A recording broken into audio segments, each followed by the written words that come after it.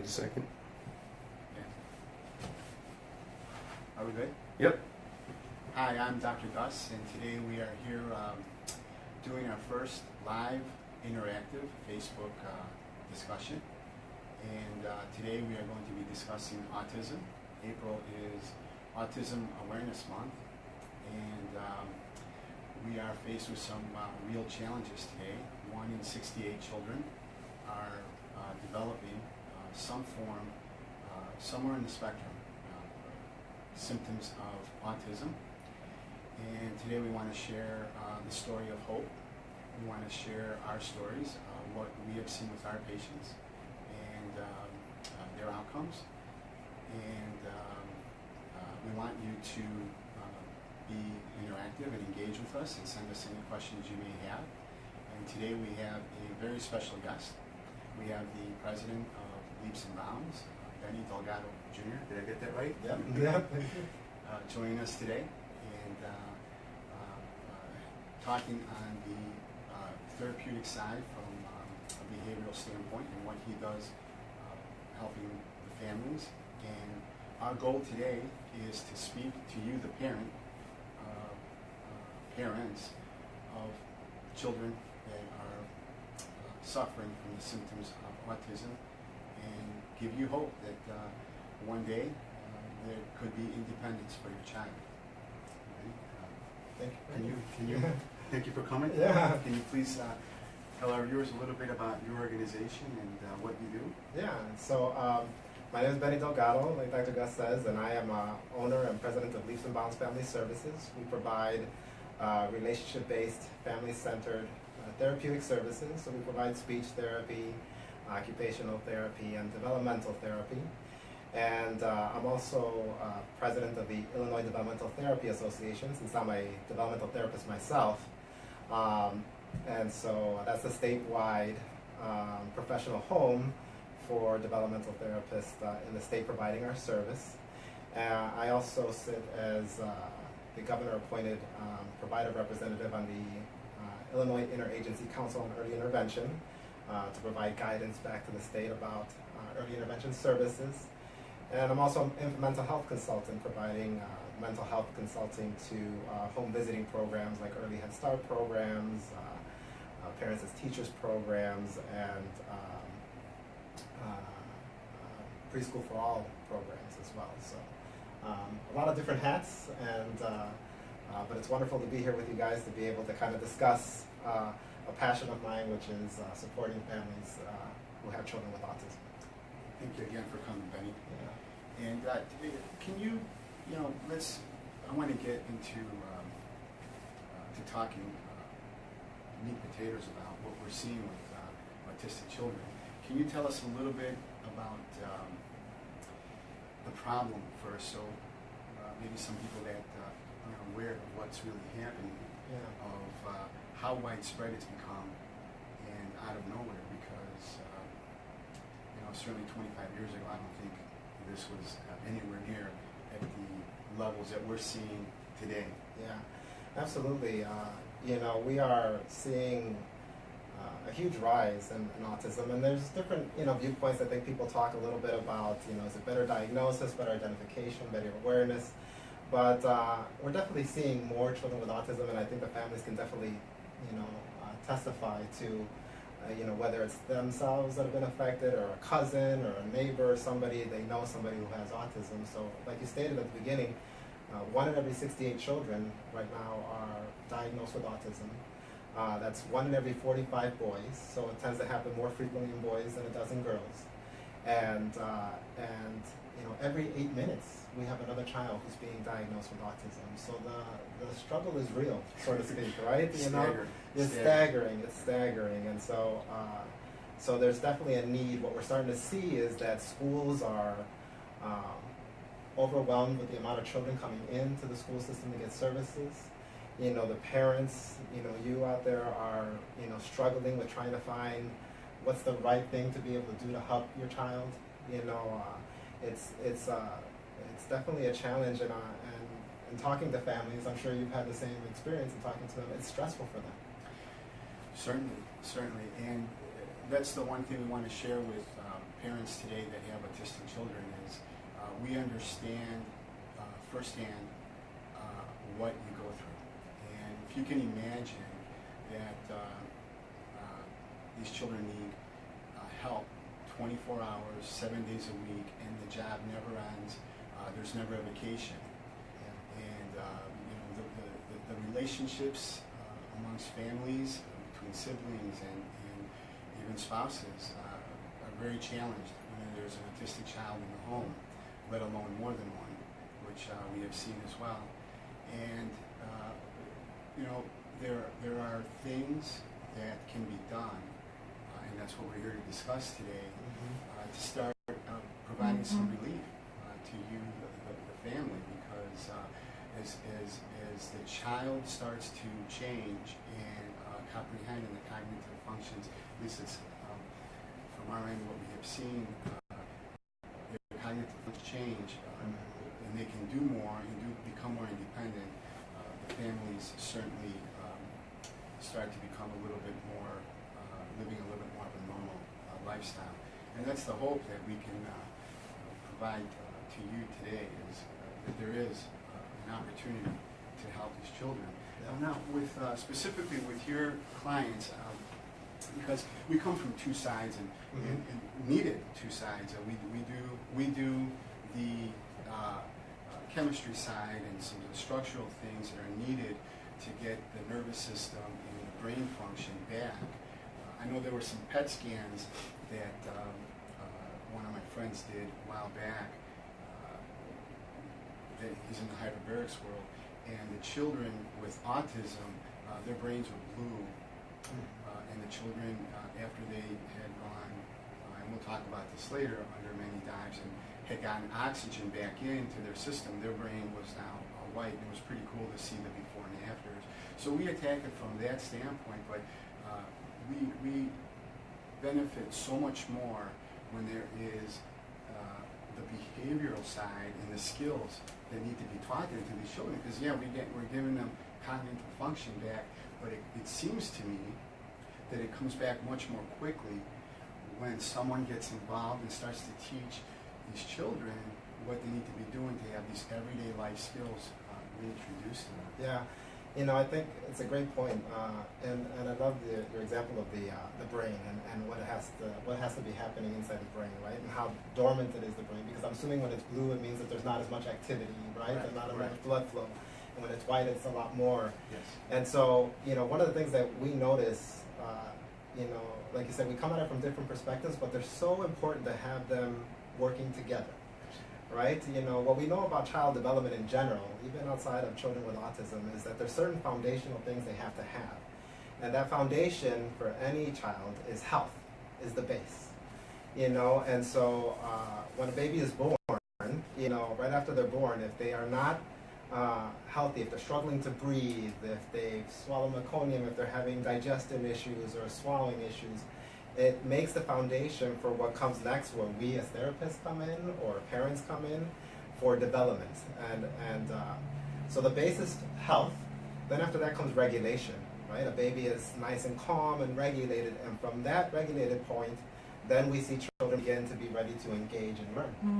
And that's where we start seeing struggles with children with autism, because we're having issues at the foundational levels, right? And so it's important to have that collaborative piece working, where from one end we're addressing all of the underlying health medical issues that children with autism are experiencing, and from the other end we address the social difficulties that they have that impede their ability to then interact and learn and behave appropriately, right? And so it's critical that we have that kind of information going back and forth, and so that's why it's so important to have those two perspectives. I want to add too, we're going to be we have Dr. Gus's awesome producer here, and he's there moderating. Sorry for forgetting you, Jared. And so Jared's back there. If you guys have questions, this is an interactive thing. It's live. If you guys can see us, throw us a little thumbs up or a smiley face. I think all these little emotions that are on Facebook. but also throw out your questions so that we know, you know, if there's something in particular that you want us to address or talk about. We'll do our best to get to all of those questions. But yeah, you were saying. So, can you give our viewers, I'm going to touch a little bit, I'll start with this. So, from our standpoint, when we get an autistic child in, it's something very interesting that we see. And I observed something early on working with these children, and that was that the timing of their cognitive function was off. Where you and I, as we're speaking, our brain is processing in milliseconds our words, and we're able to respond. You know, we process, we think, we can contemplate and create an answer and respond almost immediately. That's not, from what I observe, is what happens with the autistic children. And after seeing those PET scans and seeing that the neurotransmitters in the brain and the neurons were blocked, it made sense that if you're looking at a highway with on-off ramps, the big challenge that happens with these children is that their on-off ramps are blocked. So they may be able to get to that destination, but when you give a command to a child that is suffering with these symptoms, I would almost find like a 6-second count or more before they can process the first question asked or the first command that you wanted to do. And if I were to ask a second question or third question immediately, the frustration would mount. And these children then would shut me down, and they would misbehave. But if I would say something and just wait, it was interesting because some seconds later, they eventually would start to do what you ask them. So it became evident to me that step one then must be, how do we get that timeline reduced in giving a command and getting the children to understand what we're saying. So it became pretty evident that we have to remove whatever those blockages are. And many times, in fact, I can't say I've ever seen it otherwise, these children have heavy metals in their body. And from our standpoint then, by using our tools, including hyperbarics and supplementation to help remove these, along with some other forms of therapy and including the applied kinesiology adjustments, we're able to see, as time goes on and they're doing this therapy, that the time between the direction, the command, and the performance of the child understanding on the activity becomes less. And then that's where we've seen, when we collaborate with someone that can teach the behavioral side, now instead of it dragging and making smaller changes, that combination of someone like your organization, where you're teaching, you know, the parents to these kids to do real life skills daily, all of a sudden, you know, they go from not being able to comprehend anything to starting to hug their parents, and to high five, and to start to talk, and we're talking from some of the most severe cases. The mild ones, I'm going to give one example. Now I want you to speak on, from, you know, we remove these metals, we reconnect the neurotransmitters through cranial work and certain points in the body so the body can communicate better, the brain can understand cognitively better. And then, you know, and then we rely on somebody to teach those skills. But I remember the most, the two dramatic cases, both were very young. And the first one was, we were just trying out the hyperbaric chamber. And I remember my good friend Bill Schindler, who's done a lot of work with autism, telling me that there was great rewards if we died children. And we put this 3-year-old in. And I remember I was nervous. It was my first time that a child was in the hyperbarics, anyone. And I was waiting to see the results.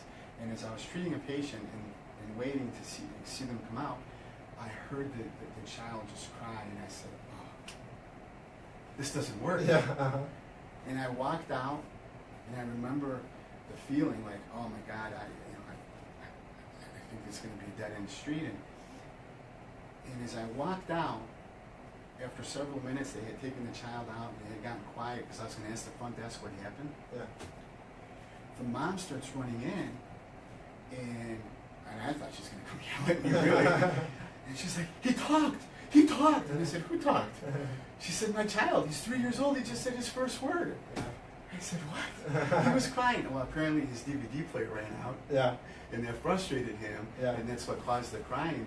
But in that first time he dove, he was able to follow commands and do everything, but he couldn't speak. Yeah. And that was the very first time, and I thought, oh, thank you, Lord, there's something here to this. Yeah. And from there we moved on, and we had that happen a second time, and we're going to present a couple of these testimonials on our Facebook in the upcoming weeks. But I remember a second child coming 4 sessions and completely being able to talk after that. The other child, it took him about a year. Yeah. I think had he worked with someone like yourself, it would have been quicker. Sure. Yeah. The second child's mother was in services like yours. Yeah. So 4 sessions. Yeah. Yeah, it's really important. You touched on various different points there. One was, I loved your example of your analogy of the highways, right, in the brain. Because that is, I work in analogies. It's the way my brain works, and so it helps me understand these complex concepts that I mean, I see pictures of the body here in front of me, and to me that's the body and meat and nerves, but you truly understand how it all kind of flows together in all the systems, and which is so wonderful and beautiful, really. Where I can bring from is that you talked about that highway and the process for the child to kind of process information that's coming into them. And there's 4 critical components. The whole process is called motor planning. There's another term for it, but let's talk in terms of motor planning. There's 4 critical components to motor planning. The first is having an idea of what you're going to do. The second is creating a plan in your mind for that idea to be able to kind of carry out your idea. The third is being able to execute your idea, take the plan. And the fourth is being able to adapt or adjust your plan if your idea didn't work, right? And so what happens with children with autism sometimes, because of these blockages that you were talking about that are happening in the brain, and other issues like the way that they're processing sensory information, and it makes it hard for them to be able to kind of carry out different things along this 4 steps that I talked to you about, right? And so sometimes they're going to have a difficult time coming up with new ideas. Again, being able to remove blockages from the brain is going to help get those ideas going, right? Other times they're going to have a tough time being able to create the plan that goes with their ideas. And an example of that for us is, let's say, when you first learn how to drive, and you get in the car and you're all excited, you're like, yeah, I'm going to be driving my parents' Cadillac, or whatever it is that they have, right, their BMW, and then you get it and you put it in gear and you realize, oh my gosh, I don't have a plan. How am I going to move this thing and not kill somebody, right? And so think about that process that we've all gone through. We're trying to kind of figure out how do we kind of execute this plan or make one. And then once you've practice, and if your brain is functioning the way it is supposed to and there's no blockages, nowadays you can get in your car and you turn it on, and half of the time you think, how did I get from point A to point B? I didn't even think about it because these processes are flowing effortlessly inside your brain, right?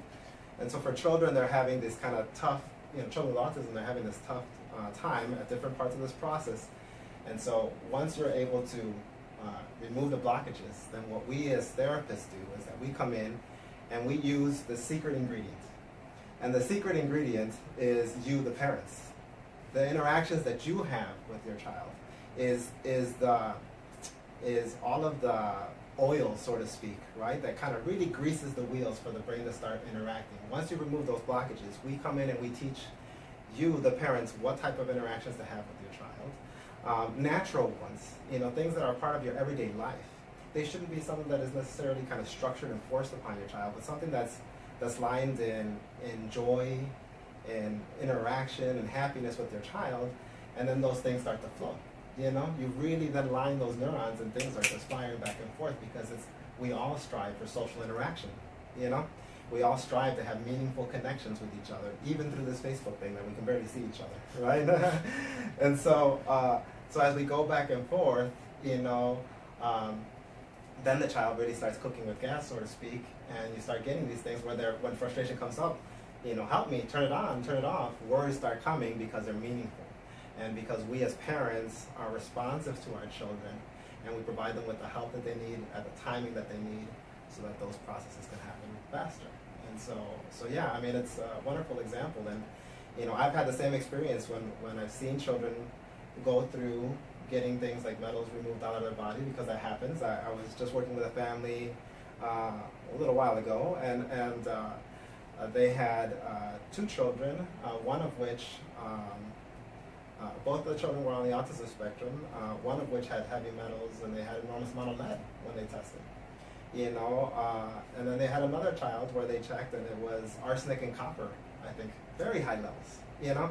And so these are things that it's going to affect your body, and it's going to be hard for you to do things. And so once those things started getting removed, once I've seen children who have gone through hyperbarics as well, and other type of treatments, and those things come off, then on our end, you know, from helping parents, it's a lot easier.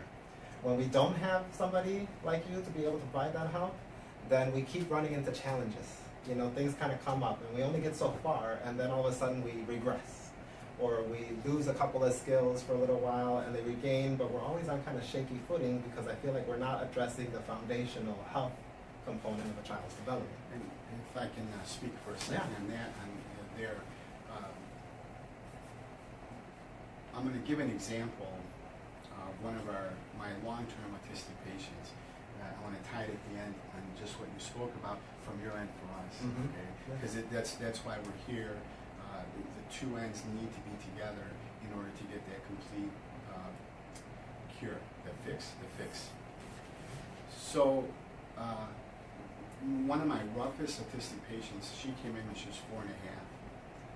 She's one of my favorite patients because the parents have done tremendous work, and that's really who we're talking to right now. Is we know how much you struggle, and how worn out you are, and beaten down, and so I remember her mom coming in full of hope, and that always excites me.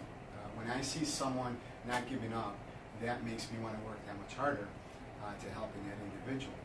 And this child should have been probably in an institution. The mom had to cope with very, very harsh behavior. The child would destroy everything in the room. She was pulling my mirrors off. She was destructive to herself. She was pulling her hair right off her head. And when she would sit there, she was catatonic. You could throw a ball at her head, and this child would not move. Would never respond to the pain or the understanding the ball about to hit her. Fast forward about 6 years now, and we started to get some breakthroughs. And along the way, the mother was. I work all day long on my patients, and my thought process is, how can I help them? How can I help them? And that's what I'm researching. And never once did it cross my mind earlier on that there was this other side needed. And she had started to work. She's told me, I'm going to start working with a therapist to start teaching some behavioral skills to my daughter. And I said, well, that's wonderful. That's a good idea. And all of a sudden, she went from 4 years of seeing little changes, and certainly if you measured them every 3 months, there were big changes, to all of a sudden she was working with a computer and answering yes and no, to all of a sudden understanding letters, words, to within 6 months starting to speak and say words, to now she hugs me and she comes in. If you were to go like this to her, she blinks and she understands something is happening to her. And all that sped up and became unlocked much more faster when your side of the therapy, was implemented. Yeah. And so that's a real life story that one that I've seen myself, and great outcomes. And again, that child, there was no way 6 years ago, I would think that the parents could think that that child could become independent. I think there's a real hope in the next 6, 7 years that we can get her to hopefully drive, hold a job, take a shower, change herself, wash her clothes, normal everyday life skills. That's the hope we want for every child, to regain those skills and be independent and give the parent some much needed relief. Absolutely. Yeah, I mean, the hope is there. I mean, there, it's, this, I believe, I'm sure Dr. Gus feels the same. And this is treatable. This is something we can do, and your children are in there.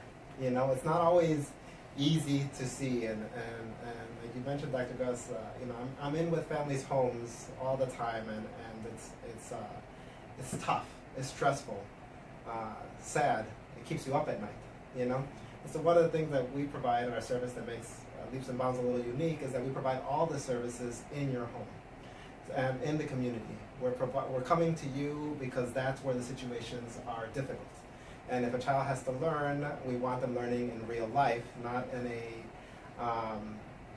setting where it's kind of everything's adapted for them, and then they have a tough time kind of carrying over afterwards, right? And so we teach where they're at, but there's nothing more gratifying. I've been doing this 22 years now, and there's nothing more gratifying than hearing a story like that, right, where a child is able to overcome. And we've seen it. The hope is there. We've seen it time and time again, where you're waiting to hear mommy or daddy for the first time, and it comes, or you're waiting for that warm embrace, from your child, and it's there. Being able to go out to the restaurant together and have a family meal. I've had parents who have said, all I want for my child is to be able to have a meal with my family. You know how difficult it is for me to be able to go out to the restaurant. My child starts acting up, people are looking at us, and out we go from the restaurant. We have to take it with us. So difficult, and so what we do is we come in and we accompany you and say, let's go to the restaurant, let's make this happen, and begin to kind of adapt and modify little things here and there, using relationship, because even though we're changing behaviors, we do it through affect, through our emotions, through the meaningful connections they have with their family. And then, you have that dad's like, we went to the restaurant, it went great. He ordered off the menu, it was wonderful. We all sat down, we had a conversation together. We can be a real family, and that can happen. The earlier you start, the better, but it's never too late, I think we can even see with our, Senator Kirk that had a stroke, and he lost some skills and regained, right, in his 50s. So we can achieve this, Absolutely. We have a question here. Yeah. This is for Dr. Gus, but I think Benny, you could answer it as well. It says, when dealing with a child on the spectrum, is there an ideal age or time to begin a treatment plan? Well, ideally, what we have seen in our practice is the younger the better. But you can make gains at any point because the process is the same.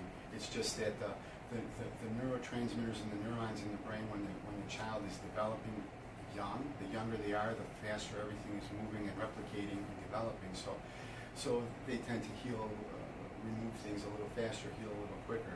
But I can talk specific experiences. I mean, I had a little boy I worked with where we started working with him when he was 2.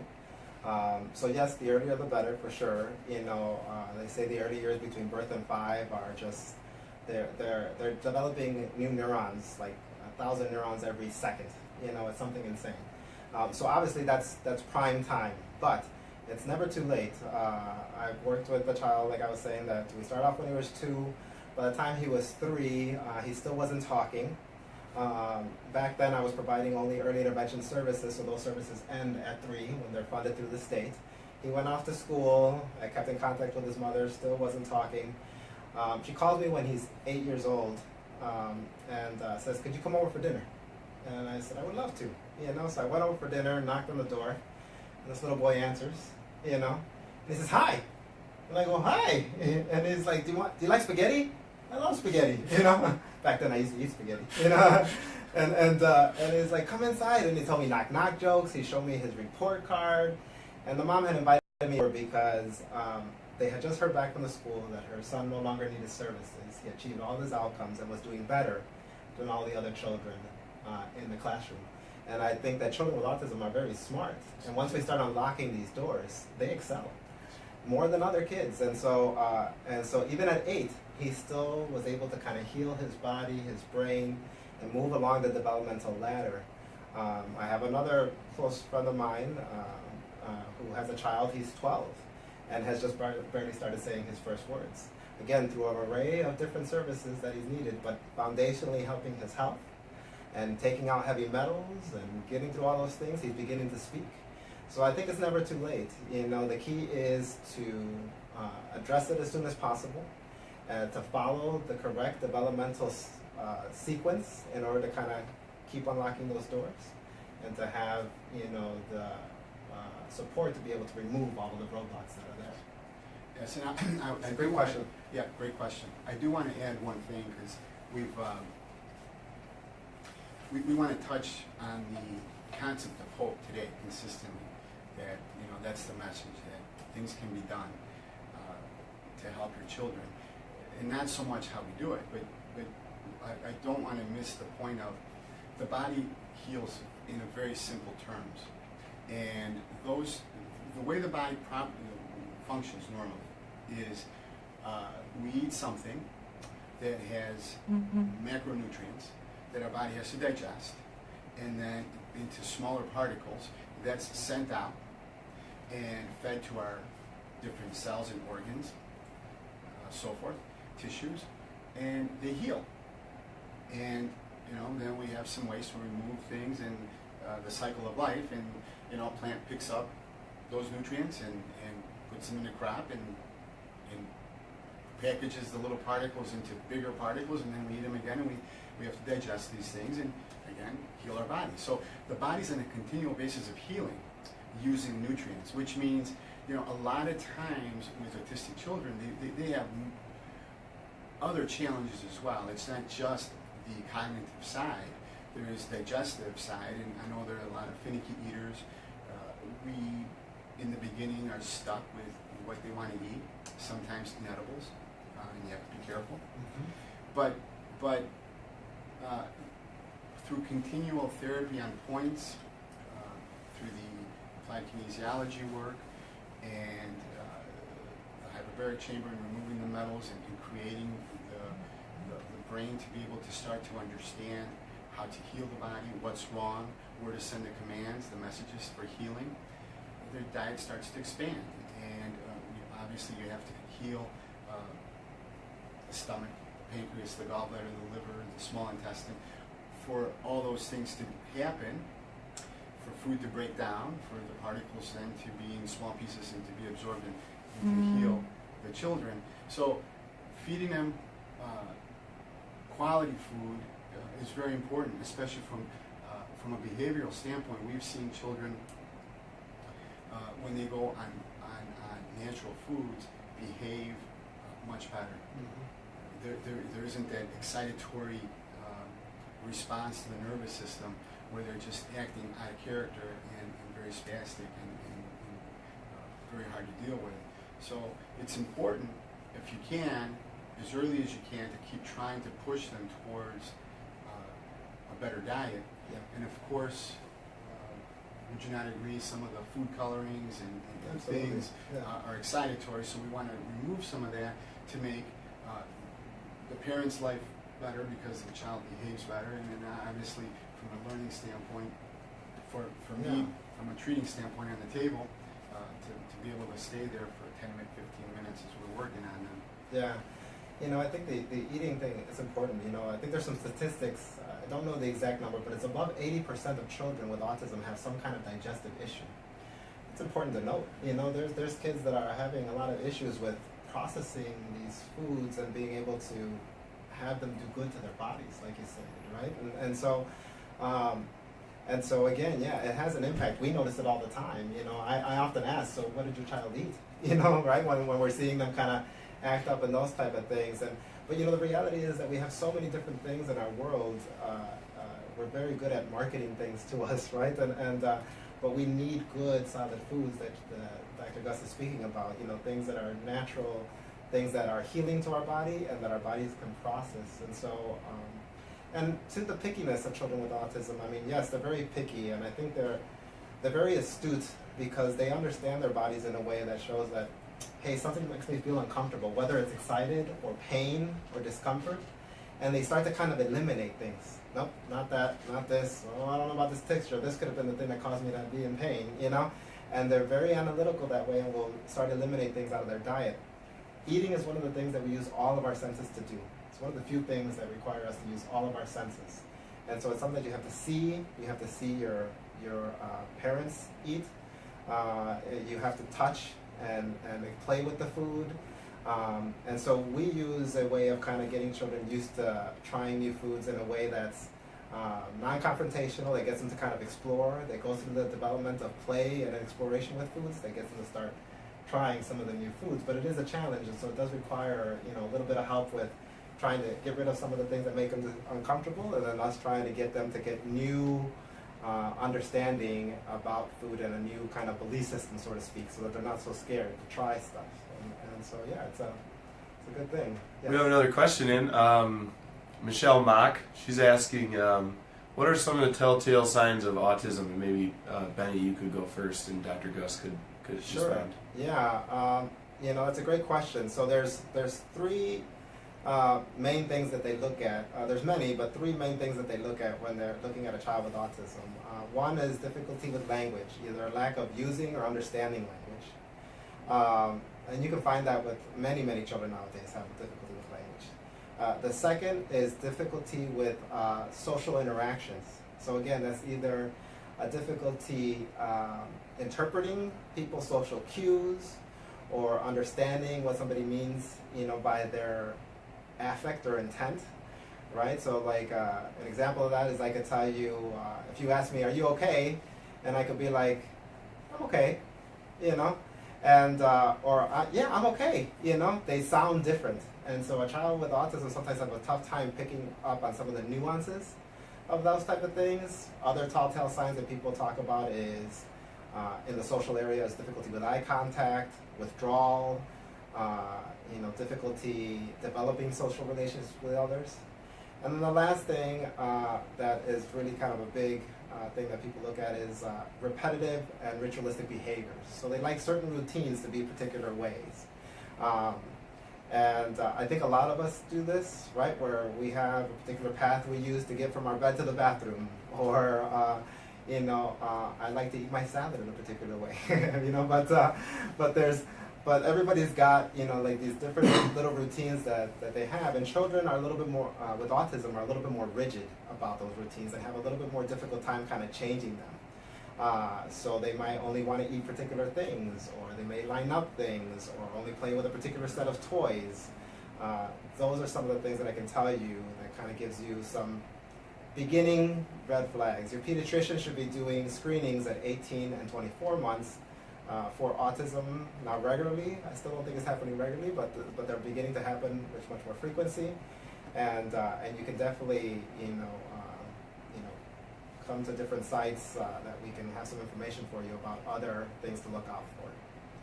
Anything else that you could think of? Very well done. So, you know, one of the things that we see in the clinic is you see neurological disorders. Mm-hmm. So maybe not. I don't like to put labels because there's different. You know, the medical community wants to put a different name for different conditions that are happening. From my standpoint, because the treatment has to follow a certain order, I like to think of it and simplify it in my mind as neurological disorders. Mm-hmm. That there's real problems happening within the nervous system, particularly the brain being able to cognitively function. And so I will see children that aren't necessarily labeled autistic come in that have a hard time healing with certain things, or a hard time in school, and right away I can pick up that there is some sort of heavy metal in their body, some sort of blockage that has to be removed, and some sort of therapy that has to take place in the nervous system. So for me, I would simplify this odd behaviors, something that's just not normal, tics.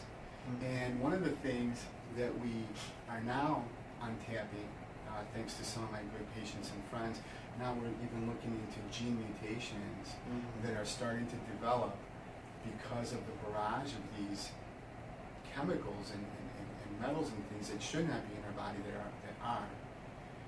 They're causing even disruptions in the genes, and children are having a hard time even with quality, good supplements to heal.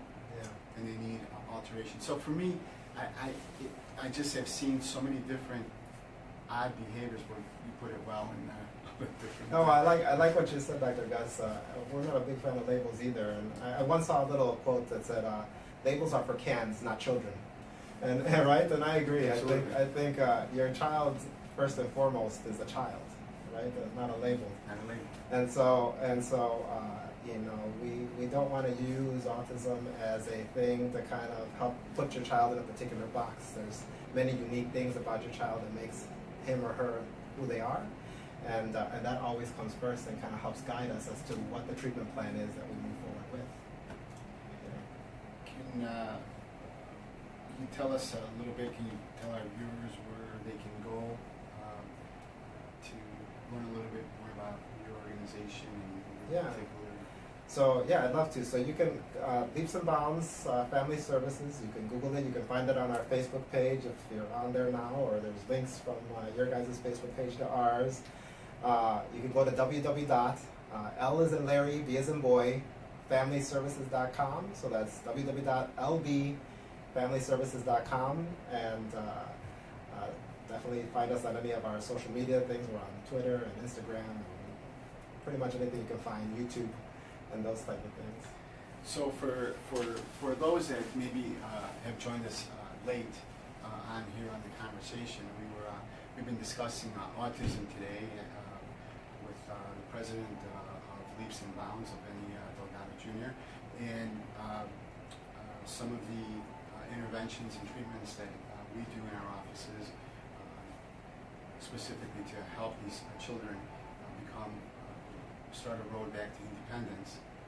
And we will be posting this for anyone that missed it. If you know someone that has an autistic child, a friend, or a family member that maybe didn't see us speak live and ask us a question directly, we will answer any questions you may have. Send them to our Facebook pages, and they are more than welcome to send those questions at a later date. But for me, today was a real pleasure to be here with Benny, and to send out this message of hope. We want every parent out there to get excited and to find a new drive and a new passion to help their children take some measures and some steps back towards independence. And I want to thank you, Jared, for all the hard work back there. And I'd just like to say one final thing is to your point, Dr. Gus, this collaboration is beautiful. I think it's great that we can take the component of the health and the medical perspective from a medical community, from the therapeutic community, and join those two things together. But there's one final piece to the puzzle that's important. That's you, the parents. I'd like to equate your child's development to the foundation of it to a three-legged stool, and first leg being the health, the second one being your child's social and emotional and cognitive development, and then the third being their relationship with you. And so, both of us are, committed to letting you kind of take the lead. We know you know your children best, and we're here to support and serve you. And so it really takes a collaboration between what you know from the medical side, what we know from the therapeutic side, and what the parents know about their individual child and what makes them unique and what works for them. So you bring those three team members together and we're unstoppable. So thank you for your time. Thank you. Thanks, man. Yeah, pleasure.